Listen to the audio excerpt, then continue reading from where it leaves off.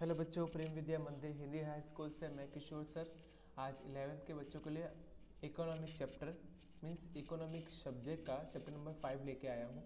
तो बच्चों आपको याद हो तो लास्ट टाइम मैंने आपको वास्तविक खर्च किसे कहते हैं, स्थिर खर्च किसे कहते हैं, अस्थिर खर्च किसे कहते हैं और कुल खर्च किसे कहते हैं, वो सारी बातें आपको समझाई थी।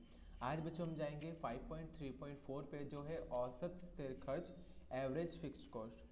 पेढ़ी के कुल स्थिर खर्च को उत्पादन की कुल इकाई से भाग देने पर जो खर्च प्राप्त होता है उसे हम औसत स्थिर खर्च या प्रति इकाई स्थिर खर्च भी कहते हैं। तो इस खर्च को ज्ञात करने के लिए सूत्र नीचे दर्शाया गया है। औसत स्थिर खर्च बराबर कुल स्थिर खर्च बटे में कुल उत्पादन, A F C is equal to T F C divide by T P.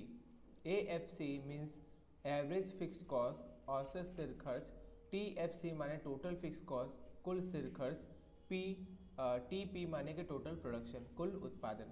एक उदाहरण से समझने की, एक पेढ़ी का कुल स्थिर खर्च 50,000 है और पेढ़ी 1,000 इकाई का उत्पादन करती है। इस परिस्थिति में औसत स्थिर खर्च उपयुक्त सूत्र के द्वारा ज्ञात किया जा सकता है। औसत स्थिर खर्च बराबर 50,000 बटे में 1,000 बराबर रुपये 50 प्राप्त हुआ। जैसे जैसे उत्पादन बढ़ता है वैसे वैसे कुल स्थिर खर्च अधिक से अधिक इकाइयों के बीच बढ़ता जाता है। इसीलिए उत्पादन बढ़ने से औसत स्थिर खर्च घटता है, जिससे औसत स्थिर खर्च की रेखा ऋण ढाल वाली होती है। अनुसूची और आकृति के द्वारा उत्पादन और औसत स्थिर खर्च के बीच संबंध दर्शाया जा सकता है। तो यहाँ पे बच्चों आपको एक आकृति और अनुसूची दी है, देखते हैं। उत्पादन का प्रमाण, कुल स्थिर खर्च, औसत स्थिर खर्च। तो बच्चों आप देखो, उत्पादन का प्रमाण जब 10 हो तो कुल स्थिर खर्च कितना होता है 100।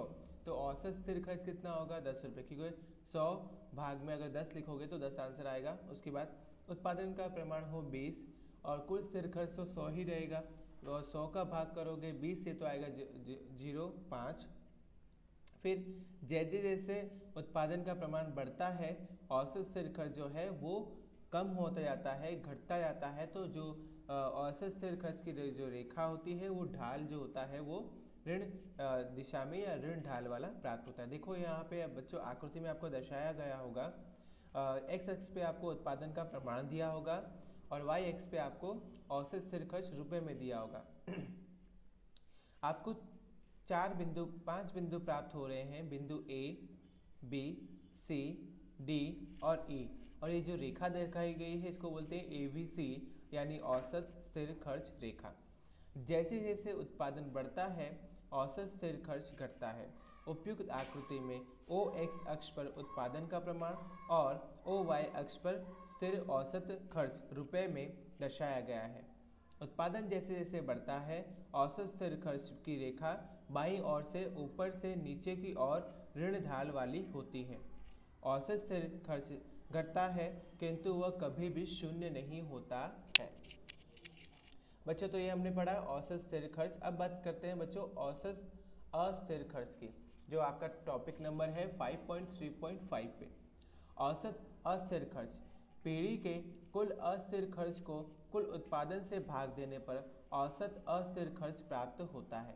औसत अस्थिर खर्च यह प्रति इकाई अस्थिर खर्च है। उत्पादन चालू रखना या बंद रखना, बढ़ाना, इससे संबंधित निर्णय लेने में औसत अस्थिर खर्च उपयोगी ख्याल है। इस खर्च को ज्ञात करने के लिए सूत्र पृष्ठ नंबर 52 पर दर्शाया गया है। औसत अस्थिर खर्च बराबर कुल अस्थिर खर्च बटे में कुल उत्पादन, A B C is equal to T V C divide by T P, जहाँ पे ए वी सी मीन्स औसत अस्थिर खर्च average variable cost, T V C means कुल अस्थिर खर्च माने total variable cost, T P माने के कुल उत्पादन माने के टोटल प्रोडक्शन। एक उदाहरण से समझते हैं। माना कि पेढ़ी का कुल अस्थिर खर्च रुपये 150 है और पेढ़ी 20 इकाई का उत्पादन करती है। इस स्थिति में औसत अस्थिर खर्च उपयुक्त सूत्र के द्वारा ज्ञात किया जा सकता है। औसत अस्थिर खर्च बराबर 150 बटे में 20 रुपये 7.5 प्राप्त होता है। जैसे जैसे उत्पादन बढ़ता है वैसे वैसे कुल अस्थिर खर्च बढ़ता है। शुरुआत में उत्पादन बढ़ने पर औसत अस्थिर खर्च अस्थिर खर्च घटता है। उत्पादन में बढ़ोतरी चालू रहने से अस्थिर खर्च न्यूनतम हो जाता है। इसके बावजूद उत्पादन बढ़ने पर औसत अस्थिर खर्च बढ़ता है, अर्थात उसका संबंध उत्पादन के प्रमाण के साथ है, ऐसा कहा जा सकता है। इस विषय को अनुसूची और आकृति के द्वारा समझा जा सकता है। तो बच्चों ये आकृति हम देखते हैं, उत्पादन का प्रमाण 10, तो कुल अस्थिर खर्च कितना 80।